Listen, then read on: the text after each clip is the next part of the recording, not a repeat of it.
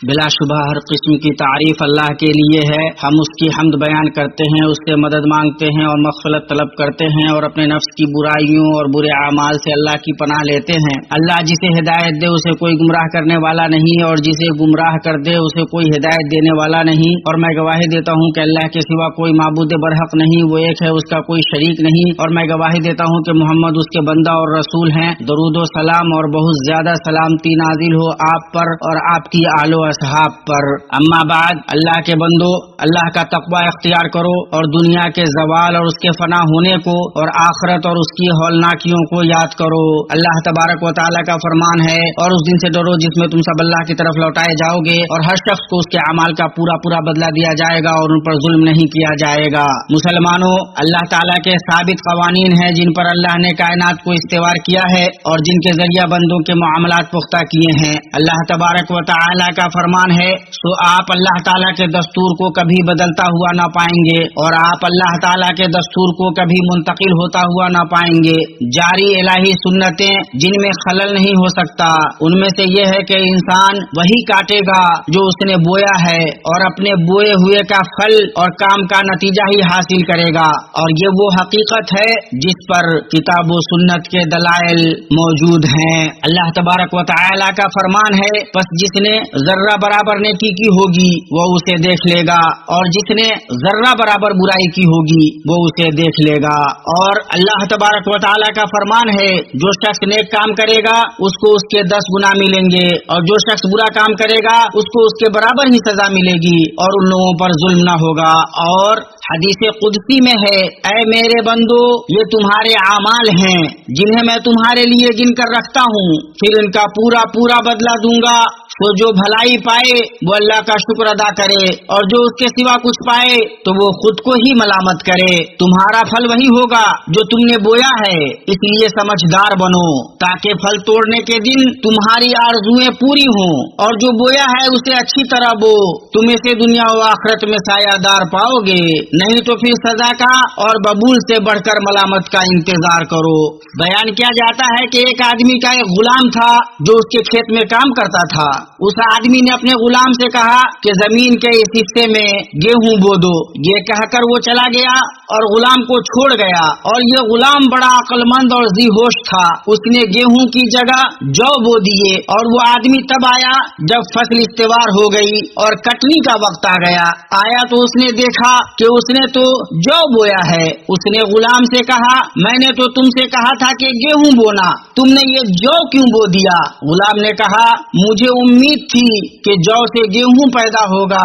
آدمی نے کہا، اے بے وقوف، کیا تو یہ امید لگاتا ہے کہ جو سے گیہوں پیدا ہوگا؟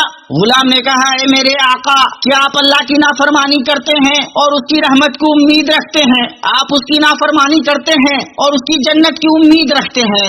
آدمی گھبرا گیا، ڈر گیا اور دہشت زدہ ہو گیا اور سمجھ گیا کہ اسے اللہ کی طرف جانا ہے. تو اس نے کہا، میں نے اللہ کی جناب میں توبہ کی اور اس کی طرف لوٹ آیا، تم اللہ کے لیے آزاد ہو. اللہ کے بندو، ہم اس فانی دنیا میں ہیں. ہم میں سے بعض وہ ہیں جو اپنے نفس کو بچاتے ہیں اور فائدہ اٹھاتے ہیں، اور ہم میں سے بعض وہ ہیں جو اپنے نفس کو ہلاکت میں ڈالتے ہیں اور نقصان اٹھاتے ہیں. اللہ کے نبی صلی اللہ علیہ وسلم کا فرمان ہے، ہر انسان صبح اٹھ کر اپنے نفس کو فروخت کرتا ہے، چنانچہ یا تو اس کو آزاد کرا لیتا ہے یا پھر اس کو ہلاکت میں ڈال دیتا ہے. ہمیشہ اللہ تعالیٰ کا یہ قول یاد رکھیے، جو شخص نیک کام کرے گا وہ اپنے نفع کے لیے اور جو برا کام کرے گا اس کا وبال اسی پر ہے. اور آپ کا رب بندوں پر ظلم کرنے والا نہیں. آپ کس راستے پر چلنا چاہتے ہیں اور کس طریقے کی پیروی کرنے کا ارادہ رکھتے ہیں؟ اس لیے کہ جو دنیا میں اللہ کی اطاعت اور اس کے رسول کی فرما برداری میں عمل کرے گا وہ حق کے راستے سے ہرگز منحرف نہ ہوگا اور نہ ہی آخرت میں عذاب سے دوچار ہوگا. جیسا کہ اللہ تعالیٰ کا فرمان ہے، جو میری ہدایت کی پیروی کرے تو نہ تو وہ بھکے گا نہ بدبخت ہوگا، اور جو اللہ کی اطاعت سے منہ پھیرے گا اور اس کے طریقے سے منحرف ہوگا اور اس کی جناب میں جھکنے سے انکار کرے گا، اس کے دل کو نہ تو اطمینان حاصل ہوگا اور نہ شرح صدر सद्र, बल्कि उसकी गुमराही की वजह से उसका सीना तंग होगा और परेशानी में रहेगा। हर चंद के उसका जाहिर नेमतों में नजर आए, चाहे जो पहने, चाहे जो खाए और चाहे जहाँ रहे। अल्लाह तबारक व तआला फरमान है, और जो मेरी राह से रूगर्दानी करेगा उसकी जिंदगी तंगी में रहेगी और हम उसे बरोज़ क़यामत अंधा करके उठाएंगे। उन लोगों ने अल्लाह को भुला दिया तो अल्लाह ने भी उन्हें भुला दिया। उन्होंने अल्लाह की इबादत और हम्दो सना छोड़ करके उसका जिक्र भुला दिया तो अल्लाह ने उन्हें अपनी तौफीक, हिदायत और करम से महरूम कर दिया और क़यामत के दिन उन्हें अपने अजाब में छोड़ देगा।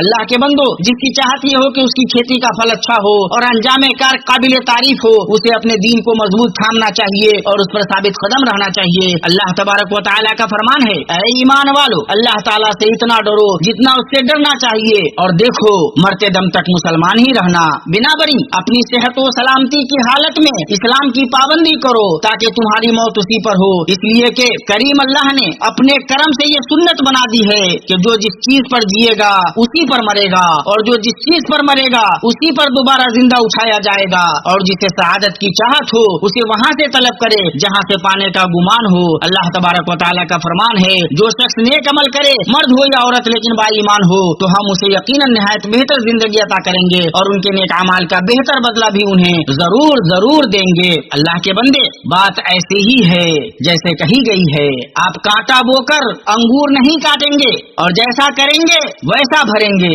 फिर ये कैसे मुमकिन है कि एक गाफिल शख्स गुनाहों में डूबा रहे, लगातार गुनाह करे और तौबा भी न करे, फिर नजात, कामयाबी और गुनाहों की बख्शिश की उम्मीद रखे? और ये कैसे हो सकता है कि बंदा अपने रब से रिश्ता तोड़ ले, नमाज न पढ़े और अपने आका की फरमाबरदारी न करे और ये चाहे कि उसे इश्राह सद्र और खुशगवार जिंदगी हासिल हो? और ये कैसे हो सकता है कि हम में से एक अपने रब को खलबतों में अपनी तरफ देखने वालों में सबसे बेवकूफ बनाए, जबकि वो लोगों से डरे कि उसकी कोई लग़्ज़िश पकड़ी न जाए? और कैसे उम्मीद लगाने वाला अपने रब से उम्मीद लगाए कि वो उसे आफियत से नवाजे, शुरूर व आफात और हलाकतों से उसकी हिफाजत फरमाए और वो फितनों से बचने और मुसीबतों और तकलीफों के वक्त साबित कदमी के असबाब भी अख्तियार न करे? और कैसे किसी आसान चीज से आजमाया जाने वाला आदमी अल्लाह की तकदीरों और उसकी आजमाइश से नाराज हो जाता है और इस आफियत को भूल जाता है जिसमें वो जी रहा होता है, और ये कि वो अल्लाह की नेमतों और उसकी नवाजिशों में डूबा हुआ है? और कैसे एक आदमी लोगों के साथ हमेशा बुरा सुलूक करता है और फिर इसका मुंतजिर रहता है कि लोग उसके साथ अच्छा सुलूक करें और उससे खुशगुफ्तारी से पेश आएं? और कैसे एक आदमी मलामत करता है कि लोगों ने उसके हुकूक हज़्म कर लिए और ये कि लोग कोताही करने वाले हैं, जबकि वो खुद उनके हुकूक के मामले में कोताही का शिकार है, जबकि उसकी नजर में इंसाफ करने वाले हैं? और कैसे कोई माँ बाप का नाफरमान अपने वालिदैन के साथ नाफरमानी करता है और उसके बाद ये उम्मीद लगाता है कि उसके बच्चे और उसके मातहत लोग उसके साथ उसने सुलूक करेंगे? और कैसे शोहर बीवी एक दूसरे की बुरी सोहबत की शिकायत करते हैं और मुमकिन है कि खलल शिकायत करने वाले के अखलाक और मामले में हो?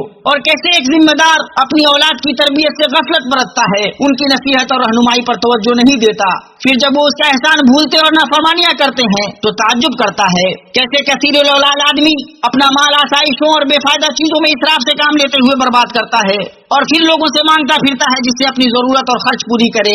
कैसे खाने का कोई शौकीन खाने पीने में शरीयत के तरीके और आदाब के बरखिलाफ इसराफ से काम लेता है और फिर अपनी नासाजी सेहत और शिद्दत बीमारी की शिकायत करता है? हमें अल्लाह अलीम बसीर के इस कौल को याद रखना चाहिए, तुम्हें जो कुछ मुसीबतें पहुंचती हैं वो तुम्हारे अपने हाथों के करतूत का बदला है और वो तो बहुत सी बातों से दरगुजर फरमा देता है। जज़ा अमल के जिन्स से है, जो भलाई बोएगा भलाई काटेगा और जो बुराई बोएगा बुराई ही काटेगा। अल्लाह के बंदो, ऐसे लोग भी हैं जो इस दुनिया में भलाई बोते हैं और अपने लिए आगे पेश करते हैं तो भरपूर और बड़ा फायदा हासिल करते हैं और अपने पीछे पके हुए फल और वसी साया छोड़कर कूच करते हैं, जिनसे उनके बाद आने वाले और पीछे रहने वाले लुत्फानंदोज होते हैं। अल्लाह तुम्हारी निगहदाश्त करे। इस आयत पर गौर करो, उनका बाप बड़ा नेक शख्स था। इब्ने कसीर रहमहुल्लाह फरमाते हैं, इस आयत में इस बात की दलील है कि नेक आदमी अपनी जुर्रियतों में बाकी रहता है और दुनिया और आखिरत में उसकी इबादत की बरकत उन्हें शामिल होती है, बई तौर के वो उनके हक में सिफारिश करेगा और जन्नत में उनका दर्जा बुलंद किया जाएगा। अल्लाह के बंदे, तेरे लिए ये लायक बात है कि तू अल्लाह से दुआ करके अल्लाह तेरे बाद तेरा जिक्र जमील और अच्छी तारीफ रखे, जिससे तू याद किया जाए और भलाई में तेरी पैरवी की जाए, जैसा कि इब्राहिम अलैहिस्सलाम ने दुआ की, और मेरा जिक्र खैर पिछले लोगों में भी बाकी रख। اور دیکھ کہ تو اپنے بعد نیک اور برے اعمال میں سے کیا باقی چھوڑ رہا ہے۔ اللہ تبارک و تعالیٰ کا فرمان ہے، اور ہم لکھتے جاتے ہیں وہ اعمال بھی جن کو لوگ آگے بھیجتے ہیں، اور ان کے وہ اعمال بھی جن کو پیچھے چھوڑ جاتے ہیں آگے بھیجتے ہیں، یعنی وہ بھلائی یا برائی جو انہوں نے اپنی زندگی میں انجام دیا، اور جن کو پیچھے چھوڑتے ہیں یعنی جو انہوں نے بھلی یا بری سنت بنائی اور ان کی موت کے بعد اس میں ان کی پیروی کی گئی۔ اللہ کے بندو، آدمی اپنے عمل کے گناہ پر پکڑا جائے گا۔ ہم آج جو بو رہے ہیں کل اسے کاٹیں گے، اس لیے خواہش نفس کی پیروی اور لگاتار گناہ کرنے سے بچیں۔ کتنے اللہ کی حرمتوں کی پامالی کرنے والوں پر اللہ کی طرف سے عذاب، رسوائی اور سزا آ گئی، اور کتنے ایسے ہیں کہ وہ عافیت میں تھے اور ان کے گناہ چھپے ہوئے تھے، پھر انہوں نے گناہ کا اعلان کیا اور گناہوں سے اللہ کو چیلنج کیا تو اللہ نے انہیں بے عزت کر دیا، ان کا پردہ کھول دیا اور ان کے عیب کو ظاہر کر دیا۔ اور کتنے مظلوم ایسے ہیں کہ انہوں نے اپنے ظالم کو بد دعا دی تو اللہ نے ظالم کو تباہ کر دیا، اس سے انتقام لیا اور اسے ہلاک کر دیا۔ اور اسی طرح ہر آدمی اپنے فعل کا بدلہ پاتا ہے، اور جو کوئی برائی بوئے گا وہ نتیجہ میں پشیمانی ہی پائے گا۔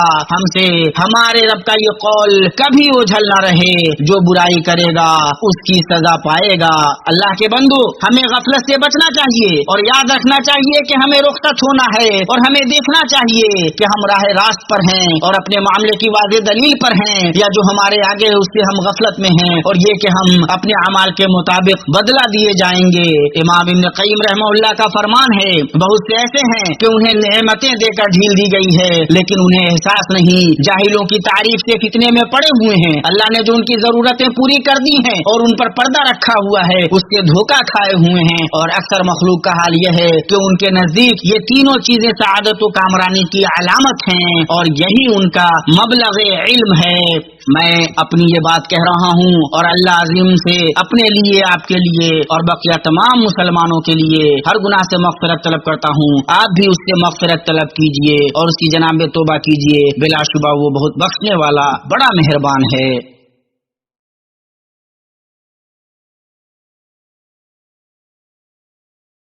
ہر قسم کی تعریف اللہ کے لیے ہے جو بلند اور باریک بھی ہے، اس کے حکم مورد کرنے والا کوئی نہیں اور نہ اس کے حکم پر نظر ثانی کرنے والا کوئی ہے، اور درود و سلام نازل ہو اللہ کے بندہ اور اس کے چنیدہ ہمارے سردار اور نبی محمد پر جو مخلوقات میں سب سے اچھے ہیں اور خاتم الرسل ہیں، اور آپ کی آل و اصحاب پر۔ اما بعد، اللہ تبارک و تعالی کا فرمان ہے، بس جس نے دیا اللہ کی راہ میں اور ڈرنا اپنے رب سے اور نیک بات کی تصدیق کرتا رہے گا تو ہم بھی اس کو آسان راستے کی سہولت دیں گے، لیکن جس نے بخیلی کی اور بے پرواہی برتی اور نیک بات کی تصدیق کی تو ہم بھی اس کی تنگی و مشکل کے سامان میسر کر دیں گے۔ ان آیات میں اس بات پر دلالت موجود ہے کہ نیکی کرنے سے دوسری نیکیوں کی راہ آسان ہو جاتی ہے، اور ایک برائی کی انجام دہی دوسری برائی کی طرف لے جاتی ہے، اور یہ کہ اللہ تعالیٰ خیر کا ارادہ کرنے والوں کو خیر کی توفیق دیتا ہے، اور جو برائی کا ارادہ کرتا ہے اللہ اسے رسوا کر دیتا ہے، اور ہر چیز مقدر تقدیر کے بموجب ہوتی ہے۔ مسلمانوں، فرق بڑا ہے اور دوری وسیع ہے، اس کے درمیان جو بھلائی کرتا ہے اور اس کی کاوش اچھی ہوتی ہے، اور اس کے درمیان جو برائی کرتا ہے اور اس کی کاوش ناکام ہوتی ہے۔ اللہ کے نبی صلی اللہ علیہ وسلم نے جب بیر معونہ والوں کی طرف 70 قرہ روانہ کیے کہ وہ انہیں سکھائیں، وہ لوگ ان کے در پہ ہوئے اور انہیں قتل کر دیا قبل اس کے کہ وہ منزل کو پہنچے، اور ایک آدمی نے انس بن مالک رضی اللہ عنہ کے ماموں حرام بن ملحان پر نیزہ مارا، اور وہ نیزہ ان کے آر پار ہو گیا۔ اس پر حرام نے کہا، رب کعبہ کی قسم، میں کامیاب ہو گیا، اور اللہ تبارک و تعالی نے ان عظیم لوگوں کے سلسلے میں جو قتل کر دیے گئے قرآن کریم کی آیتیں نازل کی جن کی تلاوت کی جاتی ہے۔ ہم اپنے رب سے ملے، وہ ہم سے راضی ہوا اور ہمیں راضی کیا، پھر اس کی تلاوت منسوخ کر دی گئی۔ غور کرو کہ صحابی جلیل حرام بن ملحان شہادت کے کیسے شوقین تھے اور اسے پا کر کیسا خوش ہوئے، اور اللہ کے فضل سے انہوں نے اپنی کھیتی کا پھل پایا اور اپنی مراد پا گئے، اور یہ قرہ جو ہدایت پر زندگی بسر کرتے رہے جب اپنے رب سے ملے تو اللہ انہیں عزت بخشی، ان کا اچھا استقبال کیا، انہیں پورا پورا بدلہ دیا، ان سے خوش ہوا اور انہیں خوش کر دیا۔ اور جب عتیبہ بن ابو لہب نے نبی صلی اللہ علیہ وسلم کو گالی دینے، آپ کو اذیت پہنچانے، آپ کی آبرو میں پڑنے اور بھکتیاں کسنے میں ہڑدھرمی دکھائی تو اس کا انجام گھاٹا تھا۔ سیرت کی روایتوں میں یہ بات مشہور ہے کہ وہ قریش کے ایک کارواں کے ساتھ نکلا، یہاں تک کہ انہوں نے شام کے کسی مقام پر قیام کیا۔ انہوں نے اپنے سامان جمع کیے اور عتیبہ کا بستر لگا دیا اور اس کے ارد گرد سو گئے۔ اس رات شیر نے ان کے ارد گرد چکر لگایا اور عتیبہ کہنے لگا، ہائے میری ماں کی بربادی، وہ مجھے کھا کر رہے گا جیسا کہ محمد نے مجھے بددعا دی تھی۔ پوری قوم کے بیچ سے شیر اس پر چڑھ دوڑا، اس کا سر پکڑ لیا اور اسے پھاڑ دیا اور وہ اسی جگہ مر گیا۔ غور کرو کہ جو نبی صلی اللہ علیہ وسلم کا مذاق اڑاتا تھا اور آپ کی شان میں گستاخی کرتا تھا، اس سے اللہ نے کیسے انتقام لیا اور اس کے برے کام کا پھل اسے مل گیا اور بدترین بدلے سے دوچار کیا گیا۔ اسی طرح ابو لہب پر عذاب دراز ہوا، اس نے کھلم کھلا نبی صلی اللہ علیہ وسلم سے دشمنی کی اور صرف آپ کی مخالفت نہیں بلکہ آپ کے خلاف سازش، آپ کو اذیت پہنچانے اور لوگوں کو آپ سے روکنے کے لیے کام کیا۔ یہی حال اس کی بیوی کا بھی تھا، وہ نبی صلی اللہ علیہ وسلم کی دشمنی میں ابو لہب کی مددگار تھی۔ آپ صلی اللہ علیہ وسلم کو اپنی زبان سے تکلیف پہنچاتی تھی، آپ کو اذیت دیتی تھی، آپ کا ٹھٹھا اور مذاق اڑاتی تھی۔ یہ اس کا نعرہ تھا، ہم نے مذمم سے نفرت کی، اس کے دین سے انکار کیا اور اس کی مخالفت کی۔ وہ آپ صلی اللہ علیہ وسلم کی راہ میں کانٹے رکھا کرتی تھی، تو بدلہ کیا ہوا؟ غلبہ کس کو حاصل ہوا؟ اس کا جواب اور اس کی وضاحت سورہ مسد میں ہے، جس نے واضح کیا کہ کیسے نامراد ہونے والے دونوں مذموم ابو لہب اور لکڑیاں ڈھونے والی اس کی بیوی نے اپنے برے کرتوت اور قبیح جرم کے سبب تباہی و بربادی اور ہلاکت کا پھل پایا۔ اللہ تعالیٰ اپنے نبی صلی اللہ علیہ وسلم کو چھوڑنے والا نہیں، وہ تو انہیں عزت بخشنے والا، غلبہ دینے والا اور ان کی مدد کرنے والا ہے۔ شیخ الاسلام ابن تیمیہ رحمہ اللہ نے فرمایا، اللہ نے جنہیں فضیلتوں سے مخصوص کیا ان کے ساتھ اس نے بھلائی کا ارادہ کیا، جیسا کہ خدیجہ رضی اللہ عنہا نے نبی صلی اللہ علیہ وسلم سے فرمایا جب آپ صلی اللہ علیہ وسلم پر وحی آئی اور آپ کو اپنی جان کا ڈر لگا، ہرگز نہیں، اللہ کی قسم، اللہ آپ کو کبھی رسوا نہیں کرے گا۔